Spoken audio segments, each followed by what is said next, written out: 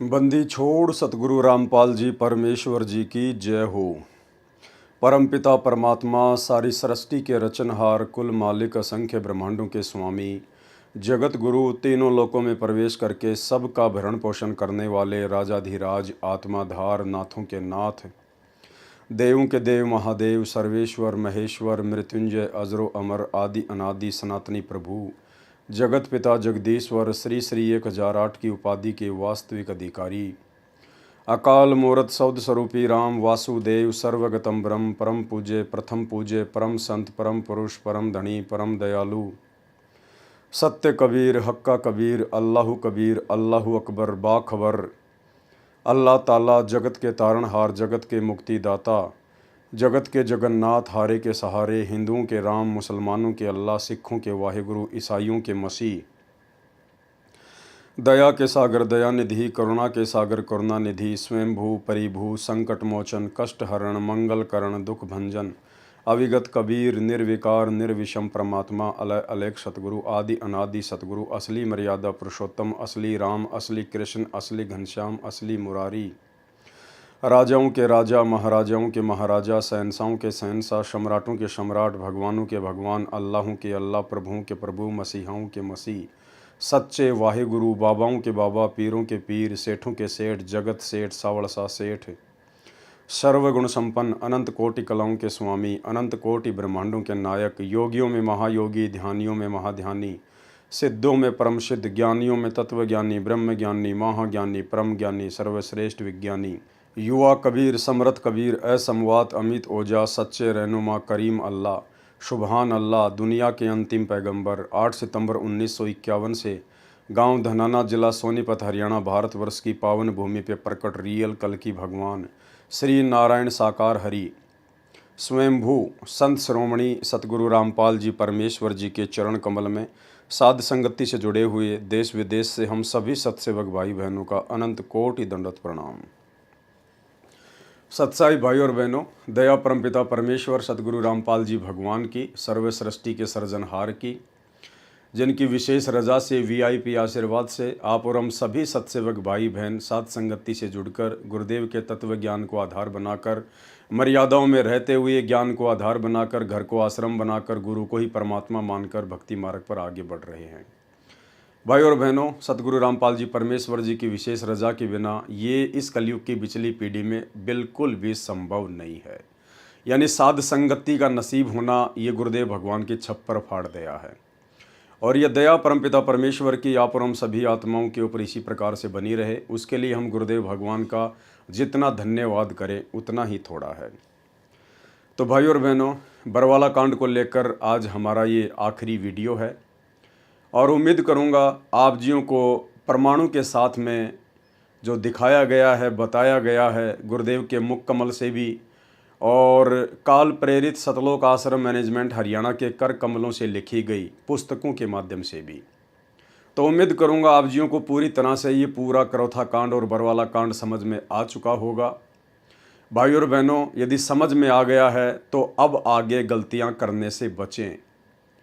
जो भी आपसे त्रुटियां हुई हैं, जो भी आपसे गलतियां हुई हैं, जो भी जाने अनजाने में सतलोक आश्रम मैनेजमेंट हरियाणा की कुसंगति में पढ़कर आप लोगों से गलतियां हुई हैं, सतगुरुदेव भगवान के सत्संगों के विरुद्ध जितने भी कुकर्म हुए हैं, अभी मौका है, परमेश्वर दयालु है, ये परीक्षा का समय है।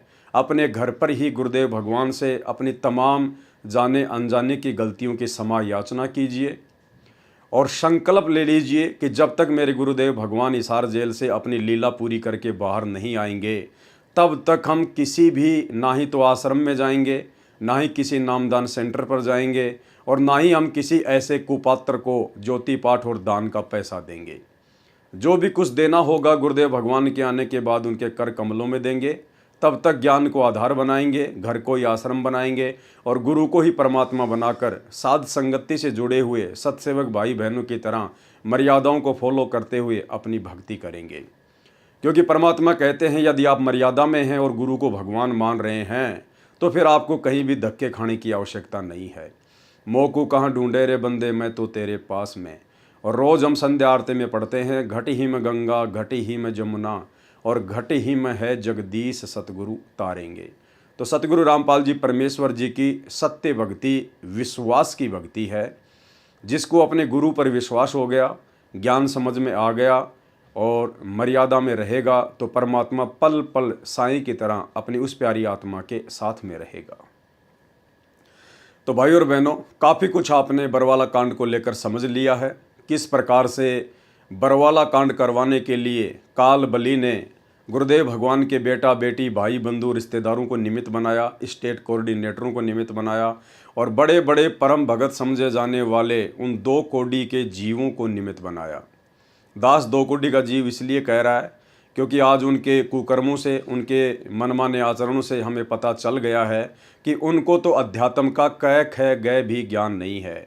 केवल उनको इतना ही पता था कि ब्रह्मा विष्णु महेश के माता पिता कौन है, इसके अलावा उन्हें कुछ भी ज्ञान नहीं था। और गुरु को मानुष मानकर अपनी वही मनमानियाँ करते रहे जो मनमानियाँ नाम दीक्षा से पहले वो किया करते थे। और नतीजा निकला, खुद माया के पुजारी बनकर अपनी पूर्व जन्म की भक्ति को खर्च कर रहे हैं, बर्बाद कर रहे हैं। क्योंकि वर्तमान में तो उनकी मर्यादा टूटी हुई है, गुरु का आशीर्वाद है नहीं, नाम रहित हैं और जो पिछले उनके पुण्य हैं दान धर्म या सुमरण के, केवल उन्हीं को वो खर्च रहे हैं और उन्हें लग रहा है कि हमारी तो मौज मच रही है, हमें तो परमात्मा अनाप शनाप धन संपदा के मालिक बनाते जा रहे हैं। भाई और बहनों, लाइट चली जाने के बाद भी इन्वर्टर चलता है 2, 4, 5 घंटे, लेकिन इसका मतलब ये नहीं है कि बिना लाइट के भी उसकी बैटरी ख़त्म होने के बाद वो चलता ही रहेगा। तो ये थोड़े बहुत दिनों की इनकी मौज है, इनकी ऐसो आराम है। उसके बाद जब इनके पाप कर्म इनके सामने उजागर होंगे तब इनसे लिए दिए भी नहीं जाएंगे। तो भाई और बहनों, हम जो आम संगत वाले भाई बहन हैं, हम लोग इनके इन कुकर्मों को देखकर जो करोथा कांड का रहस्य नामक पुस्तक में लिखे हुए हैं, बरवाला कांड का रहस्य नामक पुस्तक में लिखे हुए हैं, भ्रष्ट जज कुमारक पर नामक पुस्तक में लिखे हुए हैं, जो हम देख रहे हैं, पढ़ रहे हैं, समझ रहे हैं, जान रहे हैं, हमने इन लोगों से दूरी बना लेनी चाहिए और गुरुदेव के ज्ञान को आधार बनाकर ही भक्ति मार्ग पर चलना चाहिए। तभी हम सफल हो पाएंगे।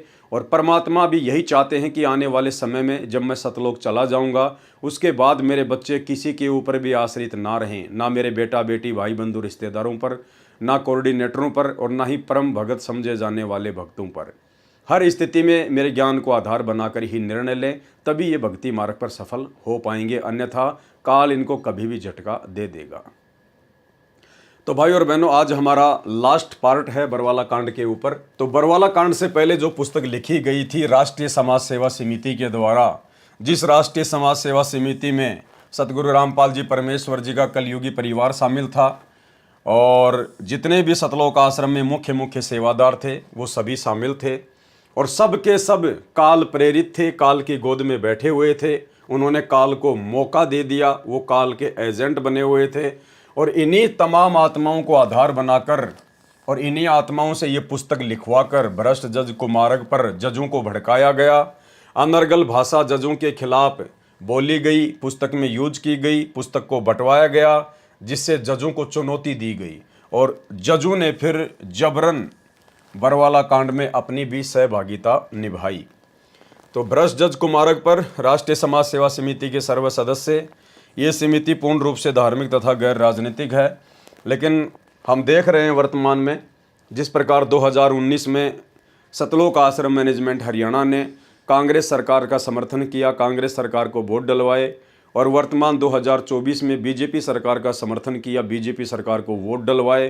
तो हम देख रहे हैं कि ये संस्था कितनी गैर राजनीतिक है। ये संस्था पूर्णतया राजनीतिक बन चुकी है। इस संस्था का भक्ति और भगवान से कोई लेना देना नहीं है।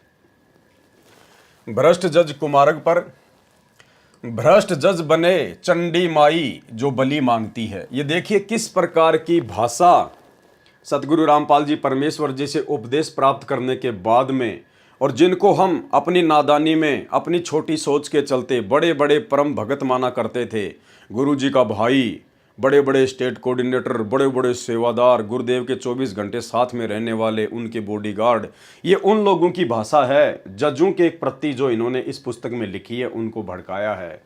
भ्रष्ट जज बने चंडी माई जो बलि मांगती है। और भाई और बहनों, इन्होंने बरवाला कांड के समय मीडिया को अपने इंटरव्यू देते समय भी जजों को भड़काने में किसी प्रकार की कोई कमी नहीं छोड़ी काल प्रेरणा से।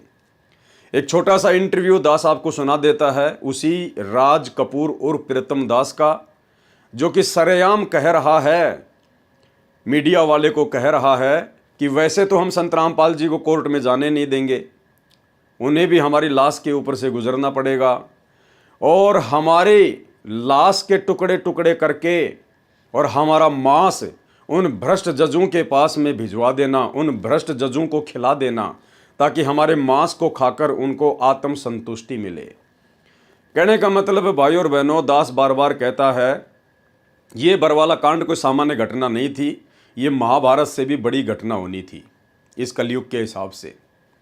इन लोगों ने अपनी तरफ से किसी प्रकार की कोई कमी नहीं छोड़ी जजों को भड़काने में, काल को मौका देने में। इन्होंने खुद अपने इंटरव्यू दिए कि हमारे मांस को निकाल कर हम जो लाखों भगतियां बैठे हुए आश्रम में, और हम पुलिस को तो अंदर जाने नहीं देंगे, हमारे गुरुजी की बात हम मानेंगे नहीं, अगर गुरुजी भी कोर्ट में जाना चाहेंगे तो उनको हम जाने देंगे नहीं। इनके इंटरव्यू दास ने आपको पिछले पार्ट में सुनाए थे कि किस प्रकार से ये गुरु को मानुस मान रहे थे, और फिर पूरे देश के सामने इंटरव्यू दे रहे हैं मीडिया को कि हमारे शरीर के टुकड़े टुकड़े करके हमारे मांस को भ्रष्ट जजों को खिला देना।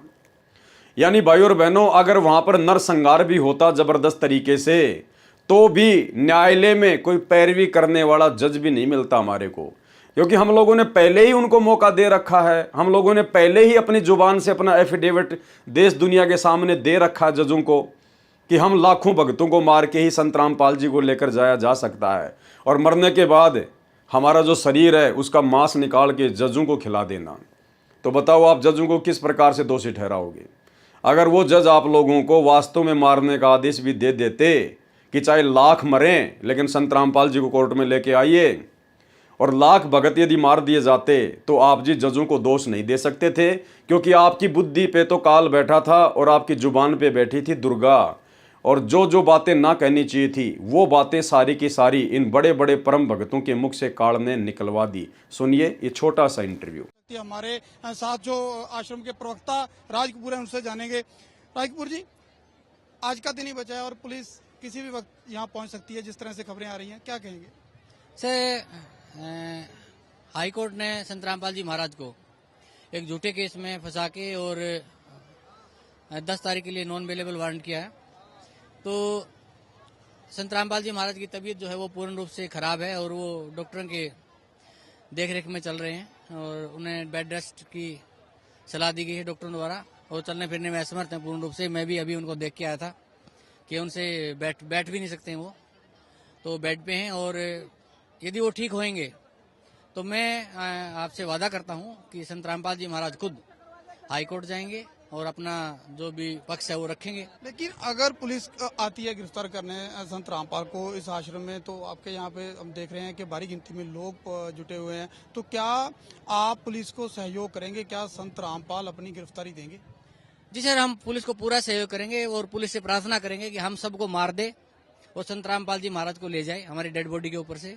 और हम सर पुलिस से और इस प्रशासन से यही प्रार्थना करेंगे कि जो हमें मार के संत रामपाल जी महाराज को ले जाएं, और हमारे मांस को, हमारी आखिरी इच्छा है कि हमारे मांस को निकाल के पका के, और जो भ्रष्ट जज हैं जो कानून की पालना नहीं करते हैं, अनदेखा करते हैं, कानून के साथ खिलवाड़ करते हैं, उन भ्रष्ट जजों को प्लीज हमारा मांस खिला दिया जाए, ताकि उनकी आत्मा को संतुष्टि मिल सके, उनको ये शांति मिले कि हमने संत रामपाल जी महाराज के जो शिष्य हैं उनका मांस खा लिया है, अब तो वो कम से कम हमें बख्श दें।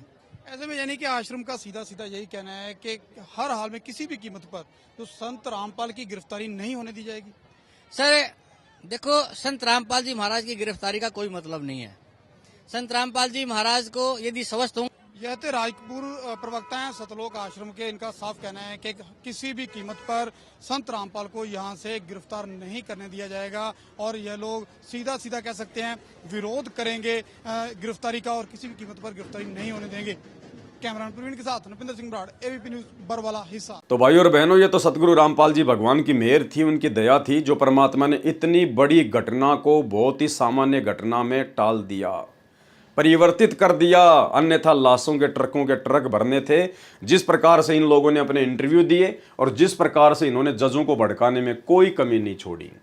आज भाई और बहनों, यदि सरेआम आप किसी की माँ या बहन के लिए इस प्रकार के शब्द यूज करें, चंडी माई, और पुस्तक बंटवा के आप जी उनको चुनौती दें, उनको भड़काने का प्रयास करें, तो आपके गांव में, आपके घर में महाभारत हो जाएगी, महाभारत। क्योंकि कोई भी व्यक्ति इस प्रकार के शब्द अपनी माँ बहन के लिए स्वीकार नहीं करेगा, सुनना नहीं चाहेगा। और सतलोक आश्रम मैनेजमेंट हरियाणा ने भगत होने के बावजूद, और भगत भी सतगुरु रामपाल जी के, सतगुरु रामपाल जी हमें 30 वर्षों से समझा रहे हैं, ज्ञान दे रहे हैं कि ऐसी वाणी बोलिए मन का आपा खोए, औरन को शीतल करे आपू शीतल होए। कबीरा जग में बैरी कोई नहीं, जो मन शीतल होए, या आपा को डारी दे दया करे सब कोई। लेकिन इन वाणियों पे तो हम चलते नहीं, इन वाणियों को तो हमने कभी अपने हृदय में उतारा ही नहीं, ये तो खाली बोलने के लिए हैं। और देखिए किस प्रकार से गुरुदेव के ज्ञान के विरुद्ध खड़े होकर भाषा का प्रयोग कर रहे हैं। भ्रष्ट जज बने चंडी माई जो बलि मांगती है। भ्रष्ट जज निजी स्वार्थ की पूर्ति न होने के कारण मनमाने आदेश पारित करके 100-200 भक्तों की बलि मांग रहे हैं। हम तो 10 लाख सदस्य बलि देने को तैयार हैं ताकि भ्रष्ट जजों का खप्पर भर सकें। ये भाषा बिल्कुल भी ज्ञान आधार से जायज नहीं है। हम क्यों इस प्रकार से बलि देंगे 10 लाख भगत? अरे हमें बड़ी मुश्किल से, बड़े सौभाग्य से तो परमात्मा मिला है, सतगुरु मिला है। ये मनुष्य देह उन्होंने बताई कि बेटा भक्ति के लिए मिलती है, ये ऐसे बर्बाद नहीं करनी चाहिए। अगर कोई आत्महत्या करता है, छोटी छोटी बातों को लेकर लड़ाई झगड़ा करता है, मार काट करता है, तो वो तो दुष्ट आत्मा बताई सतगुरु रामपाल जी भगवान ने। और हम तो बड़ी आसानी से बरवाला कांड में 10 लाख लोगों की बलि देने के लिए तैयार हो गए। और भाई और बहनों, वास्तव में जब बलि देने का समय आया, वास्तव में जब बलि देने का समय आया, तो यही राज कपूर पीछे हट गया।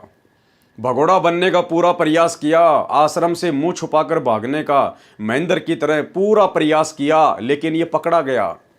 और उससे पहले इसने मीडिया को इंटरव्यू दिया। भाई और बहनों, जितने भी बेचारे नादान भगत, भोले वाले भगत जो वहाँ बैठे हुए थे, आश्रम के बाहर जो आंदोलन कर रहे थे, उनको तो गुरुजी का आदेश बता दिया गया कि गुरुजी का आदेश है, पुलिस को अंदर नहीं आने देना है, और गुरुजी कोर्ट की तारीख पर नहीं जाना चाहते हैं। तो भगत तो बेचारे नादान थे, भोले थे, सैकड़ों की संख्या में आश्रम के बाहर बैठ गए। जैसा भी उनके हाथों में डंडे वंडे, झंडे वंडे दिए गए। यानी उन भक्तों को बैठाया किसने? इन्हीं राष्ट्रीय समाज सेवा समिति वालों ने, इन्हीं सतलोक आश्रम मैनेजमेंट वालों ने। अन्यथा हमें क्या मतलब था? हमने तो हमारे गुरुजी के मुख से सुना ही नहीं कि बच्चों तुम्हें क्या करना है, क्या नहीं करना है। गुरुजी ने तो एक भी शब्द अपनी पवित्र जुबान से बरवाला कांड के समय निकाला ही नहीं, ना भक्तों को कोई आदेश दिया। उन्होंने लास्ट टाइम 5-7 दिन पहले जो सत्संग किया था, उसके बाद तो गुरुदेव किसी के सामने आए ही नहीं। तो गुरुदेव के मुख से तो किसी ने सुना ही नहीं कि ये आदेश गुरुजी के हैं या फिर मनमुखी रूप से हमारे को ये बताए जा रहे हैं।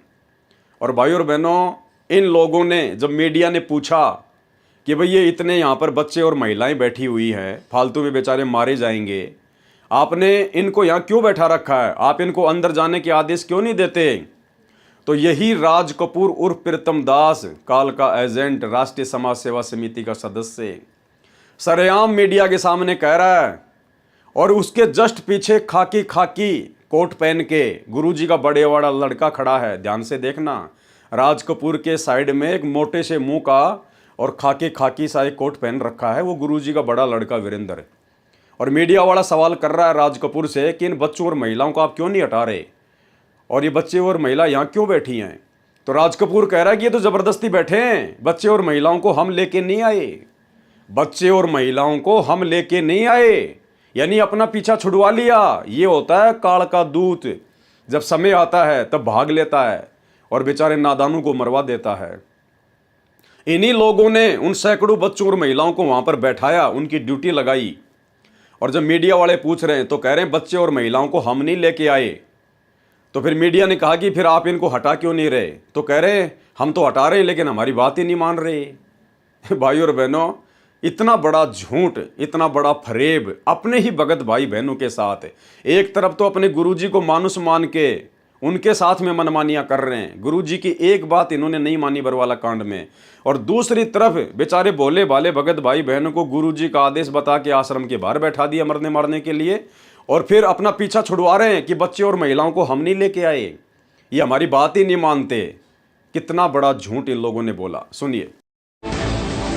बच्चे और महिलाओं को इसके बीच में लाने का क्या संदर्भ बच्चे महिलाएं हम नहीं लेके आए हैं, बच्चे महिलाएं आप भी है? बीमार आप हटा होते भी हैं। तो नहीं रहे उनको, किसको? बच्चे और महिलाओं को नहीं नहीं, हम हटा रहे हैं, लेकिन वो जिद कर रहे हैं। अब उनकी जिद के आगे हम क्या करें? वो भी संत रामपाल जी महाराज के अनुयायी। बच्चे और महिलाओं को इसके बीच में लाने का क्या संदर्भ है? बच्चे महिलाएं हम नहीं लेके आए हैं, बच्चे महिलाएं आप भी बीमार आप होते हटा हैं। भी तो नहीं रहे उनको, किसको? बच्चे और महिलाओं को नहीं नहीं, हम हटा रहे हैं, लेकिन वो जिद कर रहे हैं। अब उनकी जिद के आगे हम क्या करें? वो भी संत रामपाल जी महाराज के अनुयायी। तो भाई और बहनों, अब आप जी समझ सकते हैं कितना बड़ा ये काल का षड्यंत्र था, परमात्मा ने हल्के में टाल दिया। अब आपके मन में एक छोटा सा सवाल उत्पन्न हो रहा होगा कि गुरुजी ने आखिर 4-5 दिन जो घटनाक्रम चला, कभी कमांडो आ रहे हैं, कभी जा रहे हैं, कभी पुलिस आ रही है, कभी जा रहे हैं, तो गुरुदेव ने क्यों एक शब्द भी नहीं बोला? गुरुदेव को बोलना चाहिए था कि बच्चों आप ये क्या कर रहे हो, मैंने तुम्हें कब आदेश दिया, मेरा मार्ग क्या है और तुम ये क्या कर रहे हो? क्या तुम्हें मेरे ऊपर विश्वास नहीं है? क्या भगवान पे विश्वास नहीं है? गुरुदेव ने एक भी शब्द 5-7 दिन की उस नौटंकी में कुछ नहीं बोला। क्यों नहीं बोला? 2 कारण थे भाई और बहनों। पहली बात तो सतलोक आश्रम मैनेजमेंट हरियाणा ने गुरुदेव को भावनात्मक रूप से बंधक बना रखा था। ये लोग गुरुदेव भगवान की एक भी बात नहीं मानते थे और अंत में इन्होंने गुरुदेव भगवान को एक कमरे में बंद कर रखा था। अंत में इन लोगों ने गुरुदेव भगवान को सतलोक आश्रम बरवाड़ा में एक कमरे में बंद कर दिया था, जिस कमरे को बाद में पुलिस ने अंदर जाकर खोला बाहर से। और दूसरी बात भाई और बहनों, सतगुरु रामपाल जी भगवान समर्थ है, अंतर्यामी है, सब कुछ पता है, नो डाउट। आप और हमें तो पता है उनकी वास्तविक स्थिति क्या है। जानबूझकर सतगुरु रामपाल जी भगवान मूक दर्शक बने रहे, जानबूझकर। क्योंकि भाई और बहनों, सतलोक आश्रम मैनेजमेंट हरियाणा सतगुरु रामपाल जी परमात्मा के भक्ति मार्ग में सबसे बड़ी गंदगी है, सबसे बड़ी गंदगी। और इस गंदगी को संगत की नजरों से हटाए बिना, इस काले चश्मे को संगत की नजरों से हटाए बिना, ये संगत कभी भी दृढ़ होकर भक्ति मार्ग पर सफल नहीं हो सकती। और ना ही आने वाले समय में हजारों साल तक सतगुरु रामपाल जी भगवान का भक्ति मार्ग सही प्रकार से चल सकता है, यदि इस भक्ति मार्ग में इस गंदगी को सतगुरु रामपाल जी भगवान यूं ही छोड़ के चले गए तो। क्योंकि अब आगे इस भक्ति मार्ग में अन्य संतों और पंथों की तरह भाई भतीजावाद नहीं चलेगा, परिवारवाद नहीं चलेगा, वंशवाद नहीं चलेगा। परमेश्वर अलग से ही अपनी पूरी व्यवस्था करके जाएंगे। इन परिवार वालों का, गुरुदेव के बेटा बेटी, भाई बंधु रिश्तेदारों का, इन वर्तमान के स्टेट कोऑर्डिनेटरों का और बड़े बड़े सेवादारों का भक्ति मार्ग में किसी प्रकार का कोई रोल नहीं रहेगा। यानी साध संगतियां जो सतगुरु रामपाल जी भगवान ने चलाई हैं, आने वाले समय में परमात्मा के बच्चे ज्ञान आधार से इतने दृढ़ हो जाएंगे कि हमें किसी मैनेजमेंट की आवश्यकता पड़ेगी नहीं, हमें किसी प्रकार की मनमानियां करने की आवश्यकता पड़ेगी नहीं। हम सौपन में सोच भी नहीं सकते मनमानियां करने की। आज हम साध संगति से जुड़े हुए भगत भाई बहन लाखों की संख्या में हो चुके हैं। आज हम साध संगत वालों को ना तो किसी कोऑर्डिनेटर की आवश्यकता है, ना किसी परम भगत की आवश्यकता है, ना गुरुजी के परिवार की आवश्यकता है, ना भक्ति करने के लिए किसी आश्रम की आवश्यकता है। और सतलोक आश्रम मैनेजमेंट हरियाणा से लाखों गुना अच्छी मर्यादा में रह के अपने गुरु को भगवान मान के, घर को आश्रम मानकर भक्ति कर रहे हैं। तो परमेश्वर ऐसा ही पूरी संगत को अपने ज्ञान में रंग के चले जाएंगे, तो किसी को किसी की आवश्यकता पड़ेगी नहीं। और जो अच्छी आत्मा होंगी उनको परमात्मा यहाँ से निकाल देंगे। तो भाई और बहनों, इस प्रकार से फिर आगे ये भक्ति मार्ग परमात्मा का सेट होगा। और एक सत्संग में तो गुरुदेव भगवान ने बिल्कुल स्पष्ट कह रखा है भाई और बहनों, क्योंकि आने वाले समय में ये आश्रम नहीं रहेंगे। आने वाले समय में गुरुदेव के सतलोक जाने के बाद भक्ति करने के लिए आश्रमों की आवश्यकता नहीं होगी, बिल्कुल भी नहीं होगी। एक सत्संग में गुरुदेव ने स्पष्ट कर रखा कि जब बच्चों घर घर में ज्ञान हो जाएगा, घर घर में सीढ़ी हो जाएंगी, उस समय कोई काल का दूत यहाँ घुसेगा ही नहीं। ये ज्ञान की आवश्यकता तो इसलिए पड़ी कि कोई काल का दूत तुम्हारे को भ्रमित ना कर दे। आने वाले समय में सभी भगत होंगे, घर घर में ज्ञान होगा, घर घर में चर्चा होगी, गांव गांव में भगत होंगे, आपको कहीं जाने की आवश्यकता ही नहीं पड़ेगी। गांव गांव में सत्संग हुआ करेंगे, आपस में सब मालिक की चर्चा किया करेंगे, ज्ञान चर्चाएं हुआ करेंगी। और गुरुदेव ने स्पष्ट कह दिया कि आपको कहीं भी धक्के खाने की आवश्यकता नहीं पड़ेगी। ये दास जब सतलोक जाएगा तो ऐसी व्यवस्था करके जाएगा, आप लोगों को कहीं भी धक्के खाने की जरूरत ही नहीं पड़ेगी। अब भाई और बहनों, धक्के तब खाएंगे जब आश्रम होंगे। जब आश्रम ही नहीं होंगे तो धक्के कहाँ से खाएंगे? तो ये गुरुदेव का संकेत समझना। परमात्मा कह रहे हैं आने वाले समय में ये दास ऐसी व्यवस्था करके जाएगा, जब सतलोक जाएगा आप लोगों को कहीं भी धक्के खाने की आवश्यकता नहीं पड़ेगी। अर्थात जिस प्रकार से वर्तमान में सत्सेवक भाई बहन भक्ति कर रहे हैं, उसी प्रकार से पूरी दुनिया भक्ति करेगी। सुनिए छोटा सा सत्संग। पुण्यात्माओं, ये ऐसा ज्ञान है सिंपल लैंग्वेज में, बूढ़े तो बूढ़ा कति 70-80 साल का भी इस ज्ञान को समझ जाए। अगर बालक 10 साल का भी इसको ध्यान से सुनेगा तो कति उंगलियां पर हटा दूंगा आपके। ज्ञान तो इसलिए बताना जरूरी हो गया कि अज्ञान गणा हो गया, कोई तुम्हें विचलित ना कर दे और ये बात बिगाड़ ना दे काल का दूत आके। इसलिए नहीं तो फिर 2 अक्षर की बात है, ये ज्ञान है, ये नाम है, ये भक्ति करो, फिर बातें खत्म होगी। ये मर्यादा है। और जब ये एक रूटीन पड़ जाएगा, फिर सत्संग घर घर में सीढ़ी हो जाएंगी, घर घर में सत्संग सुनियो। ये दास जब सतलोक चला जाएगा, ऐसी व्यवस्था बना के जाओगे कि तांडने की जरूरत ना पड़े। तुम घर घर में सीढ़ी हो जाएंगी, घर घर में सत्संग सुनियो। ये दास जब सतलोक चला जाएगा, ऐसी व्यवस्था बना के जाओगे कि तांडने की जरूरत ना पड़े। तुम घर घर में सीढ़ी हो जाएंगी, घर घर में सत्संग सुनियो। ये दास जब सतलोक चला जाएगा, ऐसी व्यवस्था बना के जाओगे कि तांडने की जरूरत ना पड़े। तुम और कई पीढ़ियों तक का मोक्ष होगा आपको। फिर कोई विचलित करने वाला नहीं रहेगा, ना काल का दूत घुसेगा जो तुम्हें बर्बाद कर दिया, तुम्हारे कोई अज्ञान पैदा कर दिया। ज्ञान नाम की चीज नहीं छोड़ेगी परमात्मा का, ऐसा ज्ञान है ये। और उसके बाद रही भाई और बहनों बात ज्योति और पाठ की कि भाई ज्योति और पाठ कहाँ करवाएंगे, तो आने वाले समय में ज्योति और पाठ बिल्कुल बंद हो जाएगा, इसकी किसी को कोई आवश्यकता नहीं होगी। गुरुदेव भगवान ने एक सत्संग में स्पष्ट कर रखा है कि ज्योति और पाठ करवाने की आवश्यकता तो अपनी आत्मा को निर्मल करने के लिए जरूरत पड़ती है। और गुरुदेव ने कह दिया कि आपकी आत्मा तो वैसे ही निर्मल हो जाएगी। अरे वर्तमान में गुरुदेव के सत्संग सुनते ही आत्मा निर्मल हो जाती है। आने वाले समय में तो घर घर में सत्संग होगा, घर घर में भगत होंगे। जो दुष्ट आत्मा होंगी उनकी विनाशकारी समय में छटनी हो जाएगी। अच्छी आत्मा, धार्मिक आत्मा धरती पे बचेंगी, तो उनका तो वैसे ही हृदय निर्मल होगा, आत्मा उनकी निर्मल होगी, तो ज्योति और पाठ की आवश्यकता पड़ेगी नहीं। आवश्यकता पड़ेगी तो केवल मर्यादा में रह के अपनी भक्ति करने की। सुनिए सत्संग। तो वो कहने लगा जी, ना तो मैं दान कर सकता, ना मैं धर्म कर सकता। मैं बोला ये तेरे बेटे तेरे तो पहला नाम पाएगी। जब वह बुढ़िया वह माई आ गई वहां बैठ गई, ने बोली अपने ससुर के लिए एक पाठ तो मैं कराऊंगी। मैं बोला देख हो गया तेरे दान शुरू। परमात्मा में लगो रास्ते आप खोल देगा, कोई आप सुमन करो। आपने जो सुमन से बड़ा तो कुछ भी नहीं है, आपके हाथ में कुछ नहीं है, मान लिया। अपनी भक्ति करो, सुमन बढ़ाओ, सारा कुछ इसी में आ जाएगा। भक्ति करो डट के, क्योंकि दान धर्म सेवा जो है हम हृदय साफ करने के लिए कराते हैं। और ई बाप का कर्जा पाटन न हो यार, कुछ पाप करने की जगह रही नहीं। पाप तो आप केवल इसलिए करो थे कि ये ओका पीओ थे। और तेरे बच्चे बहुत समझदार हैं, आपके लिए खूब यज्ञ भी कराएंगे, ऐसी बात थोड़ी है। तो उसने उस बुढ़े नाम लिया, 10 वर्ष वो जिया, खूब डट कर भक्ति करी, तीनों नाम प्राप्त किए और अपना शरीर छोड़ के आराम से चला गया। बोलो सतगुरुदेव। तो भाई और बहनों, गुरुदेव भगवान ने सब कुछ क्लियर कर रखा है अपने सत्संगों में, सब कुछ, कुछ भी बाकी नहीं छोड़ रखा है। हमें ना कोई आश्रमों की जरूरत पड़ेगी, ना कहीं ज्योति पाठ करवाने की जरूरत पड़ेगी, ना हमें किसी से कोई शंका समाधान करवाने की जरूरत पड़ेगी, क्योंकि परमात्मा सारी व्यवस्था सेट करके जाएंगे। तो इसी प्रकार भाई और बहनों, इन लोगों को ये सारी बातें समझ में नहीं आई, क्योंकि ये गुरु को मानुष मानते रहे। और जब तक भगत अपने गुरु को मानुष मानकर उनके साथ में रहेगा, उनके साथ व्यवहार करेगा, तब तक उसको अध्यात्म का ब्रह्मा विष्णु महेश की माँ और पिता के अलावा कुछ भी समझ में नहीं आने वाला।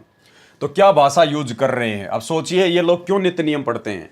और नित्य नियम, पहली बात तो ये लोग पढ़ते नहीं हैं, ये केवल मोबाइल में लगा लेते हैं। वो भी जब इनको टाइम मिल गया तो मोबाइल में लगा लेते हैं, अन्यथा इनको कोई विशेष आवश्यकता नहीं है। ये लोग पता नहीं नित्य नियम यानी तीनों समय की आरतियां भी करते हैं या नहीं करते हैं, टाइम पर करते हैं या नहीं करते हैं। और करते भी हैं तो अपना काम करते करते, बातचीत करते करते, खाते पीते, उठते बैठते, नहाते धोते, इनको पता ही नहीं कब नित्य नियम खत्म हो गया और कब असुर निकंदन रमैनी चल गई। इस प्रकार से ये नित्य नियम करते हैं, तो इनको कहाँ से ये सारी बातें समझ में आएंगी। परमेश्वर कह रहा है, जो तोकू काटा बोवे वाको बोतु फूल। अगर इन जजों ने आप लोगों के साथ में अन्याय भी किया है, क्योंकि वो जगत वाले हैं, अनुपदेशी हैं, परमात्मा से अपरिचित हैं, माया के पुजारी हैं, काल प्रेरित हैं, भाई वो कुछ भी कर सकते हैं, जगत कुछ भी कर सकता है। लेकिन परमात्मा ने हमें क्या शिक्षा दी। कि आपने उनके साथ में लड़ना झगड़ना नहीं है। अन्यथा चाहे रोज आप जी 751 का मुकदमा कर लो, रोज अपना सिर फुड़वा लो। तो हमने तो ज्ञान को आधार बना के परमात्मा की मर्यादाओं में रह के चलना था। हमने हर कर्म भक्ति अनुसार ही करना था, गुरु आज्ञा अनुसार ही करना चाहिए था। लेकिन ये तो गुरु के गुरु बन बैठे। सतलोक आश्रम मैनेजमेंट हरियाणा तो गुरु का गुरु बन बैठा और मनमुखी होकर इन्होंने ये पुस्तक छाप डाली जजों को भड़काने के लिए, जो कि बरवाला कांड का मुख्य कारण बनी। भ्रष्ट जज बने चंडी माई जो बलि मांगती है। भ्रष्ट जज निजी स्वार्थ की पूर्ति न होने के कारण मनमाने आदेश पारित करके 100-200 भक्तों की बलि मांग रहे हैं। हम तो 10 लाख सदस्य बलि देने को तैयार हैं ताकि भ्रष्ट जजों का खप्पर भर सकें। यहाँ तो बात कर रहा है 10 लाख लोगों की बलि देने का, और वहाँ मीडिया वाला जब पूछ रहा है कि बच्चे और महिलाएं कौन लाया है तो मना कर रहा है कि हम नहीं लाए बच्चे और महिला। अरे फिर 10 लाख लोगों की बलि कहाँ से दोगे? अरे भैया, अगर तुम मना कर दोगे कि बच्चों और महिलाओं को हम नहीं लाए तो 10 लाख लोगों की बलि कहाँ से दोगे? फिर बलि के लिए तो बच्चे और महिलाएं चाहिए न तुम्हारे को। भ्रष्ट जजों द्वारा बनाया गया झूठा मुकदमा नंबर का उद्देश्य यही है कि पुलिस ने प्रदर्शन कर रहे राष्ट्रीय समाज सेवा समिति के सदस्यों पर गोलियां क्यों नहीं चलाई, 10-20 लोगों को बलि क्यों नहीं चढ़ाया। इसलिए रोहतक तथा हिसार जिले के पुलिस अधीक्षकों पर तथा हरियाणा सरकार के गृह सचिव पर भी संत रामपाल जी के साथ अवमानना का यही झूठा मुकदमा बना रखा है। जबकि दोनों एसपी को स्पष्ट पता था कि राष्ट्रीय समाज सेवा समिति के सदस्यों ने कोई ऐसा कार्य नहीं किया जिससे कोर्ट की अवमानना या यातायात अवरुद्ध हुआ हो। यदि ऐसा होता तो पुलिस दिनांक 14/7/2014 को ही मुकदमा दर्ज करती। दिनांक 8/8/2014 को हाईकोर्ट के जजों ने दोनों एसपी को मौखिक सख्त आदेश दिया कि जिन्होंने प्रदर्शन किया था उन पर केस दर्ज करो, नहीं तो हम तुम्हें सजा देंगे। माननीय जज इंद्रजीत जी का अन्याय। हाजिरी माफी का कार्य जज इंद्रजीत जी ने ही करना चाहिए था। उसके पश्चात जज अमोल रतन से आशा लगाई, लेकिन यह इंद्रजीत से भी दुष्ट निकला। यानी भाइयों और बहनों, आशा केवल जजों से लगाई जा रही है, अपने सतगुरुदेव भगवान से कोई उम्मीद नहीं, कोई इनको आशा नहीं। जिस प्रकार द्रौपदी जब उसका चीरहरण होने का समय आया, दुशासन उसको पकड़ के लेके गया, तो उस समय वो सभा में बैठे हुए लोगों से ये आशा लगा रही थी, भीष्म पितामह से, कर्ण से, द्रोणाचार्य से, कृपाचार्य से, उनका जो गुरु था और जो अंधा था धृतराष्ट्र, उनसे ही वो आशा लगा रही थी। बार बार सबके आगे जा जा के हाथ जोड़ के अपनी प्रार्थना लगा रही थी। लेकिन भाइयों और बहनों, गुरुदेव ने बताया कि समर्थ का काम समर्थ ही कर सकता है, यहाँ का चक्रवर्ती सम्राट भी नहीं कर सकता। तो इसी प्रकार समर्थ सतगुरु रामपाल जी भगवान जो इनके साथ में आश्रम में बैठे हुए हैं, लेकिन इनको ना पहचान कर, इनको तो अपने जैसा एक मानुष मानकर व्यवहार कर रहे हैं, और जजों से ही उम्मीद लगाई जा रही है कि वो जज अब की बार हो सकता है हमारे मुकदमे समाप्त कर दे, हो सकता है वो जज बहुत अच्छा हो, वो हमारे मुकदमे समाप्त कर दे। अरे मुकदमे उस समय तक समाप्त नहीं होंगे जब तक ये समरस शक्ति नहीं चाहेगी। जब तक ये समरस शक्ति नहीं चाहेगी तब तक मुकदमे समाप्त नहीं होंगे। और बहुत सारी बातें हैं भाइयों और बहनों। आपको एक मैं पीला पर्चा दिखाऊंगा जो गुरुदेव भगवान को सजा होने के बाद 2018 में जब गुरुदेव भगवान को डबल उम्र कैद की सजा हुई, उसके दूसरे दिन ही सतलोक आश्रम मैनेजमेंट हरियाणा ने एक पीला पर्चा संगत में वायरल किया। उस पीले पर्चे में इन्होंने लिखा कि गुरुजी का आदेश है कि जजों का कोई दोष नहीं है, जजों ने जो भी कुछ किया है परमात्मा के आदेश अनुसार किया है, यानी जैसा परमात्मा ने चाहा वैसा ही हुआ है, इसलिए हमने किसी को कोई दोष नहीं देना है। अब भाइयों और बहनों, हम कौन सी बातों पे यकीन करें बताइए। एक तरफ तो इस पुस्तक में जिस प्रकार से जजों के खिलाफ भाषा लिखी जा रही है, उनको भड़काया गया है, उनको माई चंडी, जल्लाद, जालिम, पता नहीं क्या क्या कहा जा रहा है। दुश्मन के साथ भी ऐसा बर्ताव नहीं किया जाता जैसा इन जजों के खिलाफ भगत होकर राष्ट्रीय समाज सेवा समिति वाले कर रहे हैं। और दूसरी तरफ जब गुरुजी को डबल उम्र कैद की सजा हो जाती है तो दूसरे ही दिन पीला पर्चा निकाल दिया जाता है इसी राष्ट्रीय समाज सेवा समिति के द्वारा कि जजों का कोई दोष नहीं है। अब बताइए किस पे यकीन करें हम। विचार करने की बात है, हाई कोर्ट में जाने का खर्च सहन करना कितना कठिन है। राष्ट्रीय समाज सेवा समिति वाले कह रहे हैं कि बार बार हमारी तारीखों पे तारीखें लगाई जा रही है, बार बार हमारे को कोर्टों में बुलाया जा रहा है। इन जजों को ये भी पता है कि कितना खर्चा होता है, कितनी हम लोगों को परेशानियां उठानी पड़ती हैं। ये लोग तो एसी लगे कमरों में बैठे बैठे खाली आदेश पारित कर देते हैं, और हम लोगों को कितनी परेशानियां, कितनी कठिनाइयां होती हैं, पैसा खर्च होता है। हाई कोर्ट में जाने का खर्च सहन करना कितना कठिन है, ये निर्दयी तथा भ्रष्ट जज वातानुकूल कक्ष में बैठकर भूल जाते हैं गरीब जनता के दर्द को। ये भ्रष्ट जज तो कौवे काग जैसी वृत्ति के व्यक्ति हैं। भाई, अगर जज लोग मनमाने आदेश पारित कर देते हैं एसी के कमरे में बैठ के, और ये तो कौवे जैसी वृत्ति के हैं, दुष्ट हैं, तो भैया तुम कौन से राजा हरिश्चंद्र हो फिर? जिस प्रकार तुम्हारे को भ्रष्ट जज बार बार बुलाते हैं और तुम कहते हो हमें परेशानी होती है, दिक्कत होती है, तो जैसे ही तुम्हारे पास में जजों का आदेश आया, ठीक उसी समय तुम लोग बेचारी भोली भाली 200 400 500 किलोमीटर दूर बैठी संगत को आदेश पारित कर दिया करते थे कि फलाने दिन गुरुजी की तारीख है, आपने वहाँ कोर्ट में जाना है, चंडीगढ़ आना है, रोहतक आना है, हिसार आना है। तो तुम्हारे मेरे भ्रष्ट जजों में क्या अंतर है? अरे तुम तो नालायको बैठ के अपनी गाड़ियों में एसी ऑन करके तुम तो 2 मिनट में वहाँ पहुँच जाते थे, और बेचारी भोली संगत कोई एमपी से आ रहा है, कोई बिहार से आ रहा है, कोई राजस्थान से, कोई यूपी से आ रहा है, अपने बाल बच्चों को लेके आ रहे हैं, बेचारे सुबह कमाते हैं शाम को खाते हैं, कहाँ से वो किराए लेके आएंगे, कितने परेशान होंगे। तुम लोगों को कभी संगत का दर्द दिखाई दिया? तुम्हें अपना दर्द, अपनी तकलीफ तो दिखाई दे रही है, लेकिन बेचारी भोली भाली संगत की तकलीफें दिखाई नहीं दे रही थी। बेचारे कहाँ कहाँ से ट्रेनों में बैठकर, बसों में बैठकर पैसा खर्च करके तुम्हारे एक आदेश पर गुरुजी का आदेश समझकर आ जाया करते थे। क्या तुम लोगों को कभी उस नादान संगत की, भोली भाली संगत की परेशानियां नजर आई जो जजों को तुम्हारी परेशानियां नजर आएगी? तो तुम दोनों एक ही कैटेगरी के हो। कौवा पशु के शरीर पर बने जख्म पर चोंच मारकर मांस नोचकर अपना पेट भरता है, उसको पशु के जख्म से होने वाले दर्द से कोई लेना देना नहीं है। इसी प्रकार भ्रष्ट जज कौवे जैसे स्वभाव के हैं। सर्व भक्तों ने एक पुस्तक सच बनाम झूठ लिखी, यानी राष्ट्रीय समाज सेवा समिति ने एक पुस्तक लिखी सच बनाम झूठ, और नाम ठोक रहे हैं सभी भक्तों का। अरे सारे भगत तो भैया कम से कम 20-25 लाख थे उस समय। तुम्हारे अनुसार 20-25 लाख भगत थे, जबकि वास्तव में 14.5 लाख ही भगत थे टोटल। तो क्या कह रहे हैं? सर्व भक्तों ने एक पुस्तक लिखी सच बनाम झूठ, जिसमें स्पष्ट लिखा था कि यह पुस्तक सर्व संगत ने मिलकर बनाई है। सर्व संगत को तो बेचारी को पता भी नहीं। लेखक के स्थान पर एक भगत बसंत दास का पता लिख दिया गया। लेखक के नाम पर किसका नाम लिखा गया? भगत बसंत दास का, जिसका इंटरव्यू दास ने आपको पढ़ाया था, जिसने सारनाम लेने के बाद 2009 में अपनी ही गुरु बहन के साथ में मुंह काला किया, कुकर्म किया। वो बसंत दास जिसने सच बनाम झूठ पुस्तक लिखी, उसके बाद ये पागल घोषित हो गया। इसका रोहतक से इलाज चल रहा है, मेंटल हॉस्पिटल से। लेखक के स्थान पर एक भगत बसंत दास का पता लिख दिया गया ताकि कोई संपर्क करना चाहे तो कर सके। ये पुस्तक दिनांक 27/9/2010 को हाईकोर्ट के सर्व जजों व देश के अन्य अधिकारियों को भेजी। यानी 2010 में ही इन्होंने इस प्रकार से जजों को भड़काना शुरू कर दिया था।